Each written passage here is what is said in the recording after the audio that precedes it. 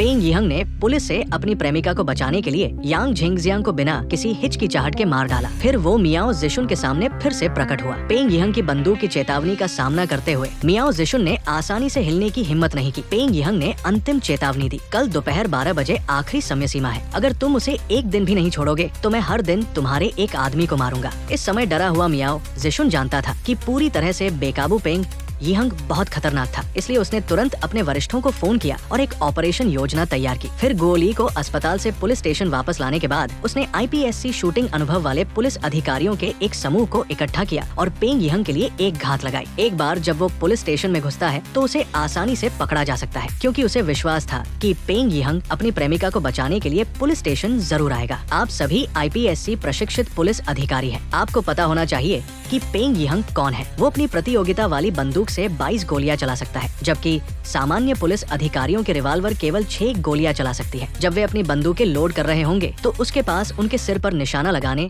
और एक और गोली चलाने के लिए पर्याप्त समय होगा। अब पेंग यिहंग द्वारा हमें दिए गए समय में 14 घंटे बचे हैं। मुझे विश्वास है कि वो अपनी प्रेमिका को बचाने के लिए पुलिस स्टेशन आएगा। हालांकि पेंग यिहंग पुलिस स्टेशन में प्रकट नहीं हुआ। जैसे ही निर्धारित समय पास आया, उसने मियाओ ज़िशुन को फोन किया। फोन काटते ही मियाओ ज़िशुन को तुरंत एक बुरा एहसास हुआ। उसे और अधिक पागलपन वाली हरकतें करने से रोकने के लिए उसने तुरंत हांगकांग के सभी गश्ती पुलिस कर्मियों को अलर्ट पर रहने का आदेश दिया। लेकिन फिर भी ये पेंग यिहंग की बदला लेने की कार्रवाई को नहीं रोक सका और उसका अगला निशाना निश्चित रूप से अजू होगा, जिसने बार बार उस पर दबाव डाला और उसे फंसाया। जब मियाओ ज़िशुन घटनास्थल पर पहुंचा, तब तक अजू पहले ही अत्यधिक रक्तस्राव से मर चुका था। सामने की तस्वीरों को देखकर मियाओ ज़िशुन दुखी और गुस्से में था। वो मुड़ा और अपनी कार चलाकर घर वापस गया और अपनी तिजोरी से अपनी वास्तविक युद्ध प्रशिक्षण वाली बंदूक निकाली। जब उसने अपनी पत्रिका को गोलियों से भर दिया तो वो तुरंत पुलिस स्टेशन गया। फिर पागलों की तरह गो ली को खींचकर सड़क पर ले गया। पेंग यिहंग को प्रकट होने के लिए मजबूर करने की कोशिश कर रहा था। यहाँ तक कि जब एक सहकर्मी उसे रोकने के लिए आगे बढ़ा तो मियाओ ज़िशुन ने अपनी बंदूक निकाली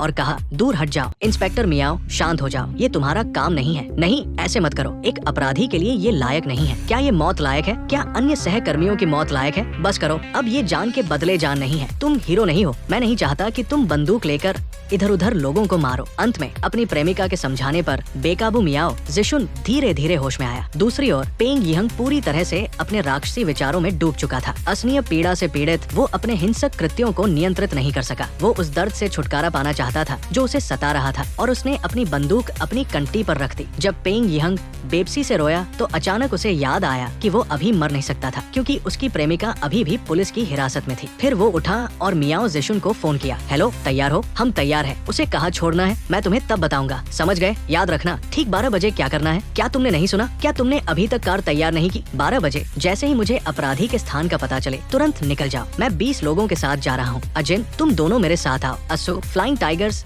और सेंटर फॉरवर्ड्स को तैयार रहने के लिए सूचित करो। जो कोई भी उसे देखता है, निर्दोषों को चोट पहुंचाए बिना गोली चलाओ। इसी तरह पेंग यिहंग भी इस खतरनाक स्थिति से अच्छी तरह वाकिफ था, इसलिए उसने एक्सचेंज का स्थान घनी आबादी वाले शॉपिंग मॉल में निर्धारित किया। इस तरह पुलिस आसानी से गोली चलाने की हिम्मत नहीं करेगी और प्रेमिका के साथ भागने की संभावना भी ज्यादा होगी। मियाओ ज़िशुन ने इस ऑपरेशन को त्रुटीन बनाने के लिए हांगकांग की लगभग पूरी पुलिस बल और गुप्त पुलिस को जुटाया और पूरे शॉपिंग मॉल की चौतरफा निगरानी लागू की। क्या सब तैनात है? तैनात है। लक्ष्य अब बाहर आ सकता है। जैसे ही मियाओ ज़िशुन गो ली के साथ शॉपिंग मॉल में घुसा, उसे पेंग यिहंग का फोन आया और उसने उसे एस्केलेटर से ऊपर जाने के लिए कहा। जल्द ही पेंग यिहंग भीड़ में दिखाई दिया और उसकी स्थिति बहुत अच्छी थी। आसपास के पुलिस कर्मियों को उस पर निशाना साधने का कोई मौका नहीं मिलेगा और पेंग यिहंग ने बुलेट प्रूफ जैकेट भी नहीं पहनी थी। अगर मियाओ ज़िशुन करीब से एक गोली चलाने की कोशिश करता तो निर्दोषों को चोट पहुंचाने की संभावना बहुत ज्यादा थी। क्या सब तैयार है? ठक, वो उसे ढूंढ लेगा। मुझे लगा कि तुम उसे ढूंढ नहीं पाओगे। उसके पीछे बहुत सारे लोग हैं। मुझे लगा कि तुम गोली नहीं चला पाओगे। ये सुनकर कि आसपास के सहकर्मियों को उसे मारने का कोई मौका नहीं मिल रहा था, मियाओ ज़िशुन को गो ली को जाने देना पड़ा। जैसे ही पेंग यिहंग अपनी प्रेमिका के साथ जाने वाला था, मियाओ ज़िशुन ने उसे उकसाना शुरू किया। पेंग यिहंग को रोकने की कोशिश कर रहा था ताकि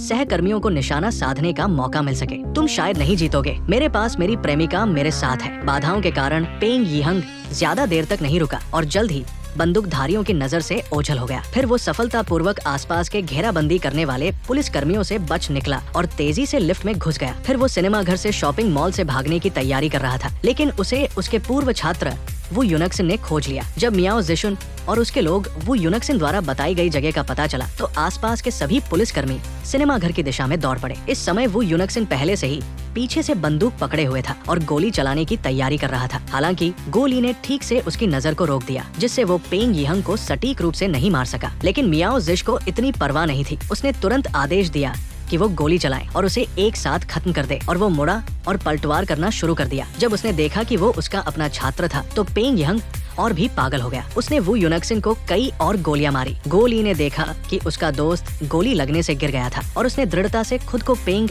यिहंग के सामने खड़ा करके उसे रोका। इस गतिरोध के दौरान पेंग यिहंग के कंधे में गोली लगी। इस पल वो पूरी तरह से उकसाया गया था। उसने सीधे अपनी प्रेमिका को लात मारकर दूर कर दिया और बिना किसी संकोच के मारना शुरू कर दिया। उस पर हमला करने वाले आखिरी पुलिसकर्मी को निपटाने के बाद पेंग यिहंग तुरंत भागा नहीं, बल्कि मियाओ जिशुन के प्रकट होने का इंतजार कर रहा था। वो उसके साथ आखिरी राउंड खत्म करना चाहता था। मियाओ जिशुन, मेरा तुम्हारे साथ एक और राउंड बाकी है। बाद में दोनों विशेषज्ञ एक एक करके सिनेमा घर में घुसे और एक दूसरे के सामने आमने सामने खड़े हो गए। फिर पेंग यिहंग ने एक गोली चलाई, जिससे दर्शक जमीन पर गिर गए और अंतिम लड़ाई शुरू होने वाली थी। दोनों के बीच क्रूर गोलाबारी के बाद दोनों पक्षों को अलग अलग स्तर का नुकसान हुआ और पेंग यिहंग ने वहीं पर मदद का इंतजार करने का विकल्प नहीं चुना। उसने अपना शरीर मजबूती से संभाला और सिनेमा घर से बाहर निकला। अंततः रक्तस्राव के कारण वो जमीन पर गिर गया और उसने सांस लेना बंद कर दिया। शायद ये दर्दनाक यातना से छुटकारा पाने का उसका तरीका था। मियाओ जिश अपनी प्रेमिका द्वारा पहले बताई गई बात को सुनकर अस्पताल ले जाने के बाद बच गया। अगर तुम्हें कभी गोली लग जाए तो याद रखना, शांत रहना, कुछ भी मत सोचो और फिर धीरे